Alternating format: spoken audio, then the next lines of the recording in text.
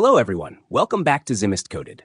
Today, we're looking at a simple but very useful feature in Windows 11. Have you ever wanted to see the seconds ticking right on your taskbar clock? Well, yes, you can. And I'm going to show you how to turn it on in just a few steps. Let's take it nice and slow. First, move your mouse all the way to the bottom right corner of your screen, where your clock is. Now go ahead and right-click directly on the taskbar clock. You'll see a small menu appear, and from there, click on Adjust Date and Time. That will take us straight into the Windows settings. Once the settings window opens, look for the section that says Show Time and Date in the System tray. It should be somewhere around the middle of the page, depending on your Windows update. Click on it to expand more options.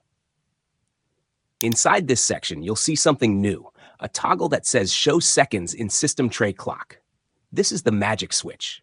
Just click on it to turn it on, and watch your taskbar clock update instantly. Take a look at your clock now. You should see the seconds counting smoothly right beside the time. It's a small change, but very satisfying, especially if you love precision or just like watching things tick in real time. And that's all for today's quick tutorial.